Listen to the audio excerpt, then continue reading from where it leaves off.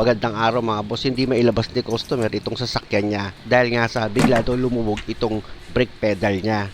Nung chinek niya naman daw yung fluid reservoir, puno naman daw ng brake fluid. Kaya ito mga boss, pinuntahan ko sa garahe niya itong sasakyan para ma-check up ko kung totoo nga yung chismis. Pa-start ko muna itong makina. Tapos apakan ko itong brake pedal niya. Yun lang, nung inapakan ko itong brake pedal niya, lubog nga. Flooring.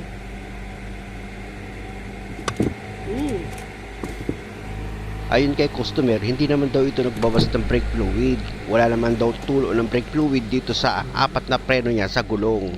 Kaya ang gagawin ko dito mga boss, pag ganyang problema, buksan nyo muna itong hood. Check nyo muna itong brake master assembly niya. Possible kasi ang sira niyan, yung repair kit niya dito sa brake master cylinder. Ang tanong, paano ko naman nalaman na dito nang galing sa brake master assembly yung problema? Gaya nga ng sinabi ni customer, wala daw tagas ito ng brake fluid. Nang chinek niya nga itong reservoir, puno naman daw yan ng brake fluid. Kaya binuksan ko yung mga boss, tignan nyo, puno nga siya ng brake fluid, di ba? Ang possible niyan mga boss, yung repair kit nito, maaring yung goma na magana or damage, o kaya naman yung cylinder may gas-gas kaya yung goma na damage. At ang maapektuhan nga dyan, itong brake pedal mo. Tingnan nyo, di ba? Pag inapakan ko, lumulubog siya or lumulusot itong brake pedal. Dumidikit siya sa flooring. Switch off ko muna itong makina mga boss. Tapos, tatanggalin ko itong brake master assembly niya. Gagamit ako dyan ng open wrench sa number 10 para maluwagan ko itong dalawang fitting dito sa cylinder. Kailangan kasi mga boss, ma-disengage mo itong dalawang fluid line niya dito sa master cylinder para itong brake master assembly mo ma-pull out mo yan. At dahil sa nakakonek itong brake master assembly mo dito sa booster niya, meron ka naman dyan tatanggalin or luluwagan na dalawang nut na number 12. Ayan mga boss, natanggal ko na yung isang nut na number 12. Dito sa kabilang side, meron din siyang nut na number 12 na tatanggalin ka. Ayan mga boss, kung makikita nyo, niluluwagan ko na. At pag maluwag na yan, pwede mo nang tuluyan tanggalin itong pangalawang nut. Ayan mga boss, dahil natanggal mo na yung pangalawang nut, balik ka na ulit dito sa dalawang fitting na niluwagan mo. Tuluyan mo nang i-disconnect yan dito sa brake master cylinder para itong brake master assembly, matanggal mo na siya ng buo. At dahil nga sa natanggal ko na itong brake master assembly, lalabas muna ako dahil nga sa masyadong madilim dito sa kuweba ng customer. Sipatin ko muna itong brake master assembly mga boss. Kung makikita nyo, medyo delikado. Kinain na ng kalawang itong brake master assembly ni customer dahil nga sa nagbubutas-butas na itong housing niya. Pero ang mahalaga dito mga boss, ma-check ko muna itong repair kit niya. Gamit ako ng circlip plier para matanggal ko itong lock ring niya. Alam nyo mga boss, kahit pasabihin natin na itong housing ng brake master assembly ni customer medyo parang bulok na siya tignan or butas-butas na, hanggat wala naman siyang leak, okay pa yan. At makinis pa yung loob nitong cylinder, okay pa yan. Kung repair kit lang yung may problema, pwedeng yung repair kit lang ang papalitan para mas makatipid si customer. Pero pag may problema na dito sa loob ng master cylinder niya, meron siyang gas-gas sa loob, palitin na yan mga boss. Kasi nga, masasayang lang yung pera mo kahit papalitan mo yan ng bagong repair kit. Kapag yung brake master cylinder, meron na siyang damage sa loob or meron na siyang gas-gas. Gaya nito mga boss, kinakapa ko ng daliri ko itong cylinder kung meron siyang magaspang. Kaya lang masakit may tama Sorry na si customer nito. Sorry.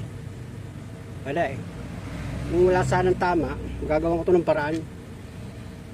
Kaya lang meron Mahal ito Yun lang mga boss, ang problema kasi nito, nasa loob na lang master cylinder. May gas-gas siya, may uka. Kaya pag ganyan, papalitan na ito ng buong assembly. Dito tayo sa maliwanag mga boss para makita nyo na meron nang gas-gas itong loob ng cylinder ni customer. Ayun ituturo ng daliri ko, ang lalim Dapat kasi mga boss, itong loob ng master cylinder, makinis yan. Para pag nilagay mo yung repair kit, goma yun, hindi siya magasgas. Ito na ngayon yung bagong nabili ni customer. Tanggalin ko na yan sa plastic, tapos imamatch ko yan. Importante kasi mga boss, pag nagpalit kayo ng pyesa, dapat same na same. Pares na pares sila ng itsura. Pati yung pagkakabitan mo ng mga fitting, dapat tapat sila. Hindi pwedeng magkamukha lang tapos magkaiba yung kabitan nyo ng fitting. Hindi pwede yung ganun. Gaya nito, kung makikita nyo, yung housing magkapareha sila, tapos yung lagayan ng fitting sa ibabaw, sa dulo, meron lagayan ng fitting, tapos nasa kabilang gilid yung isa pang lagayan ng fitting. Ibig sabihin, match sila. At syempre naman mga boss, para hindi kayo mahirapang mag-bleed, dito pa lang sa baba, i-bleed nyo na itong brake master assembly. Kung makikita nyo, di ba, tinanggal ko itong cap dahil nga sa lalagyan ko ng brake fluid yan. Para bago ko i-connect yan dito sa booster nya, dapat natanggalan mo na yan ng hangin. Kumbaga, fluid na yung makikita mo dito sa mga fitting nya na lalabas. Salinan ko na yan ng brake fluid mga boss para ma-bleed ko na nga itong brake master assembly ni customer. Kahit punuin nyo na ng brake fluid yan mga boss, okay lang. Kasi nga, hindi pa naman yan yung final na pagsalin nyo ng brake fluid dito sa reservoir nya. At para hindi kayo mahirapan sa pagbe-bleed, isandal nyo itong brake master assembly sa pader. Tapos gamit ka ng screwdriver para maipump po itong piston nya. Ipakita ko muna itong butas dito sa secondary piston. Nakita nyo, di ba? Wala pang fluid yan sa bukana nya. Kaya ang gagawin ko dyan, ipapump ko itong piston gamit niya itong screwdriver. Pero yung dalawang butas dito sa master cylinder, takpan nyo ng daliri nyo para maramdaman nyo yung lalabas na fluid. Gaya nito mga boss, naramdaman ko na dito sa secondary piston yung butas niya. Oh, may fluid na siya sa bukana, di ba? Ibig sabihin yan mga boss, wala na siyang hangin. Dito naman tayo ngayon sa butas ng primary piston. Ayan o, kung makikita nyo, wala pang fluid dito sa bukana niya. Kaya ang gagawin nyo dyan mga boss, same procedure pa rin. Ipapump nyo itong piston para yung hangin dito sa loob ng master cylinder, lumabas siya. At ang papalit naman dyan ngayon dito sa loob ng master cylinder mo, ito na nga yung fluid. Pag wala ng hangin dito sa loob ng master cylinder mo, isa pa sa mapapansin mo, pag wala ng hangin dito sa loob ng master cylinder, matigas mo lang ipump itong piston nya. Gaya niyan mga boss, oh, yung fluid nasa bukana na rin ng pagkakabitan mo nga ng fitting. Pag ganyan mga boss, okay na yan. Salina mo na ulit ng brake fluid. Dahil nga pag kinonect mo na yan dito sa booster mo, magbi-bleed ka pa rin kahit man lang isa or dalawang beses. At dahil sa okay na ito mga boss, pwede mo nang i-position yan. Pero bago yun mga boss, dahil nga sa nakitaan ko ito ng puro kalawang dito sa hydrovac nya, niliha ko muna yan mga boss kahit papano para yung kumapit na kalawang dito sa hydrovac matanggal. Kasi kung hindi ko naman tatanggalin yung kalawang na kumapit dito sa hydrovac, lalong kakapal yan at ang pwedeng mangyari, mabutas naman itong hydrovac nya. Siyempre naman sa pagliha na gagawin nyo, huwag nyo namang kiskisin maigi. Baka naman mabutas na itong hydrovac mo pag sumobra ka sa pagliha dyan. Mahalaga na mawas out mo lang yung kumapit na kalawang. Pero hindi para pakinisin mo ng husto itong hydrovac. Pag okay na, punasan mo na ngayon ng malinis na basahan itong hydrovac mo. Tapos spray mo na ngayon ng penetrating oil itong body ng hydrovac mo para ma-minimize yung kalawang na kumapit dyan. Siyempre naman mga boss, after mo ma-sprayan yan ng penetrating oil, kailangan mo pa rin punasan para yung mga kumapit pa na ibang kalawang dito sa body ng hydrovac mo, mawas out na rin. Malaking bagay kasi mga boss, pag nagtatrabaho kayo, dapat malinis. At pag okay na, pwede mo na ngayon i-connect itong brake master assembly mo dito sa booster nya. I-position mo lang muna itong brake master assembly dito sa hydrovac. Tapos unahin mong i-connect itong dalawang fitting dito sa master cylinder. Kasi mga boss, kapag ipinix mo na agad itong brake master assembly mo dito sa booster, medyo mahihirapan ka maglagay ng dalawang fitting. Gaya nito mga boss, steel yan. Kaya dapat yan ang unahin yung ilagay. Para nga hindi kayo mahirapan. Pag okay na, pwede mo na ngayon ilagay yung dalawang nut dito sa brake master cylinder mo. Yan mga boss, kung makikita nyo, ipinapakapit ko na yan dito sa thread nya. Number 12 yung nut na yan mga boss. Pag naipakapit nyo na yan dito sa thread nya, gagamit ka na ngayon ng backstress na number 12 para mai-final mo na yung higpit. At pag okay din pagkakahigpit mo dito sa dalawang nut ng brake master assembly, gamit ka ng open rest na number 10, higpitan mo ulit itong dalawang fitting. For check up lang yan mga boss. Dapat kasi pag nag-bleed ka, walang singaw dito sa dalawang fitting. Tapos pwede ka na ngayon magsalin ng brake fluid dito sa reservoir nya. At bago ka magsimula mag-bleed dito sa brake master assembly, gamit ka ng basahan, punasan mo muna itong buong brake master assembly mo para pag nag-leak test ka, madali lang. Tsaka mo ngayon start na itong makina. At pag napa-start mo na itong makina, ipump mo na itong brake pedal. After ng ilang seconds, ipirmis mo, nakadiin sa brake pedal, tapos luwagan mo naman itong fitting niya. Ayan mga boss ko, luwagan mo yan gamit yung open res sa number 10. Nakita nyo yung fluid na tumulo, buo na siya, wala na siyang bula na lumalabas. Ibig sabihin yan mga boss, okay na. Kaya bomba ulit, tapos after ng ilang seconds, dito naman sa pangalawang fitting niya, yan yung sa secondary piston, luwagan mo rin yan. Kung makikita nyo, tumulo na yung fluid at buo na rin yung fluid na lumalabas dyan. Pag ganyan mga boss, okay na yan. Kasi unang-una, bago mo naman ilagay itong brake master assembly or cylinder, wala nang hangin yan, na-bleed mo na yan. Kaya madali na lang. At para makasigurado ka, i-check mo ngayon itong brake pedal mo. Dapat pag inapakan mo itong brake pedal mo, hindi na siya lulubog. Ayan mga boss, nakita nyo naman, di ba? Hindi na lumulubog itong brake pedal ni customer. Ibig sabihin yan mga boss, okay na yan. Para sigurado, iro-road test pa namin ito ni customer. Pero bago yun mga boss, after mo gumawa, syempre huwag mong kalimutan check uping itong mga pitig na niluwagan mo. Importante kasi mga boss na wala dapat leak yan kahit kaunti. Kasi pag merong leak yan mga boss, kahit kaunti lang, papasukan niya ng hangin. Kaya may mga time pag ginamit mo itong sasakyan mo, lumulubog dahan-dahan yung brake pedal, ayun ang magiging sintomas nun. Kaya napaka-importante pagkatapos nyo gumawa, mag-check up kayo. Ganda kasi yung naninigurado kayo mga boss. Pangalawa, iwas abala. Dahil sa okay na ito mga boss, ilabas ko muna itong sasakyan. Pa-additional pa kasi si customer ng gagawin ko dahil sa babiyahe sila ng malayo. Alam naman natin pag December, maraming holiday. Kaya ilabas ko muna itong sasakyan dahil nga sa masyadong madilim dito sa kuweba ni customer. Kaya ilabas ko sa bukana ng gate, doon ako mag-change oil. Sa pag-change oil nito mga boss, syempre naman una, iilalim ka. Tapos gagamit ka ngayon ng backstress sa number 17 para maluwagan mo nga itong drain plug. Pag maluwag na yan, pwede mo nang kamayin yan mga boss para mas mabilis mong matanggal nga itong drain plug niya. Actually, pag nag-change oil si customer, taunan Kaya kita niya yung langis niya, medyo maitim na. Pagkaunti na lang yung tumutulo mga boss, ibabalik ko muna itong drain plug dahil nga sa ipa-flashing ko muna itong makina ni customer bago ko ilagay yung paborito niyang langis. Siyempre naman, pag naipakapit nyo na itong drain plug sa thread niya, higpitan nyo pa rin yan gamit itong backstress sa number 17. Tapos, balik ulit ako dito sa ibabaw ng makina. Dahil nga sa ang susunod kong gagawin dyan, magpa-flashing naman ako. Sa pagpa-flashing mga boss, gumagamit lang naman ako dyan ng 2 litrong Rev X40. Nakakatanggal kasi yan ng mga lumapot na langis na kumapit niya dito sa loob ng makina. At after ko maisalin itong 2 litro na gagamitin kong pang-flashing, pa-start ko na itong makina.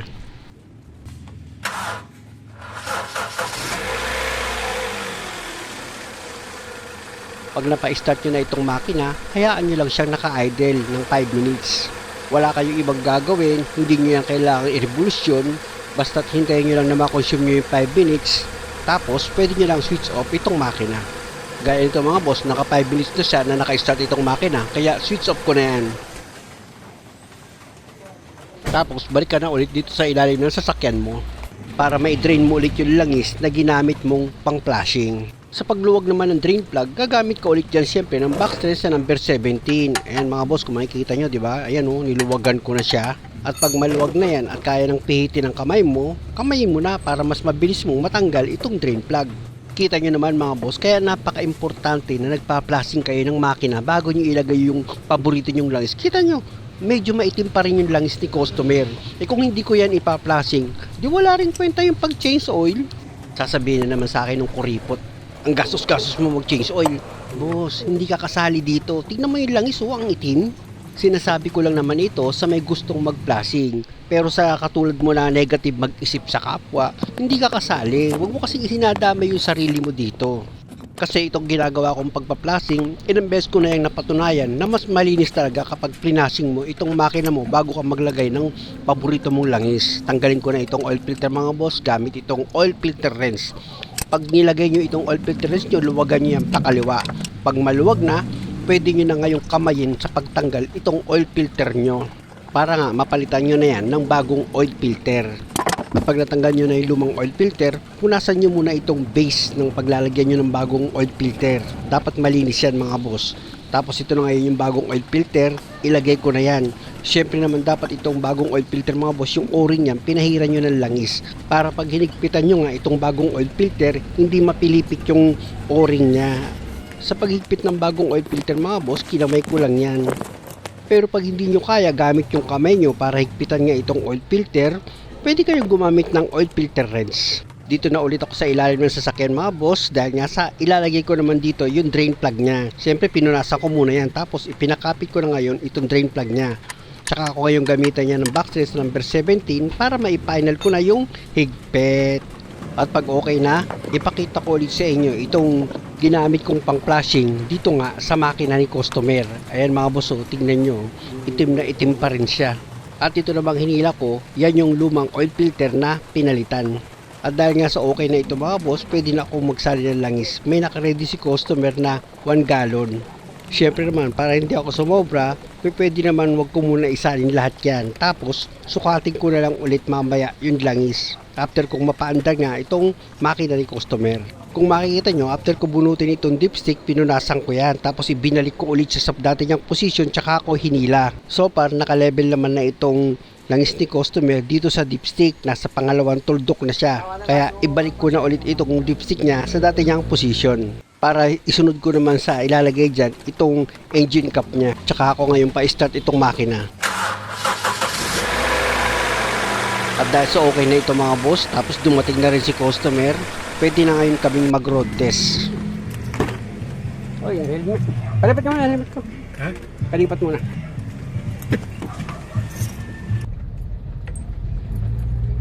Pero aircon to? Meron. Naiinitan ako eh. Hindi, nagtitipid ako sa gas. Naalala ko dati yung Apex ni ano eh. Yung utol mo eh. Nilagay ko yung ano, replacement. Kaya nga Diba sabi ko may sa'yo. Apex ha? May Oo. Apex ha? Sabi sa Baka mamaya ba't ganito kasi- yung preno nito? Minsan matigas, minsan malambot. Ba, replacement lang gusto mo, tapos hinanap mo original. Tawa sa akin. Bibenta ko na to. Binenta eh, no? Binenta ko. Kulay blue. Yung kulay blue na Apex. Binidyahe niya. Eh, kasi katang pa ng Apex to, kaya mahal pa yung pesa eh. Sabi niya, maghanap ka na lang dyan ng ano, yung murahin, doon ang ilagay mo. Walang iya kayo. Kasi simiksik eh, no? Gago putang ng tarantado. Ganun talaga eh, pag siya simiksik, siya pa siga eh. Bibiyahe nga ako ngayon eh. RBI ka. Balik ulit dati yung preno, balik ulit. O, mas malambot. Mas malapot. Yun yung kagandahan pag original eh, no? Walang, hindi, ano eh, hindi nagbabago. Pero pag replacement, napapansin ko, iba-iba yung nararamdaman ng customer eh. May natitigasan, may sobrang lambot, ako ano-ano. Muli mga boss, dahil sa okay na itong sasakyan ni customer, maraming salamat sa panonood. Sana nakakuha kayo ng idea at kung maaari, huwag niyo naman sanang kalimutang mag-subscribe sa channel ko. Salamat! Pagka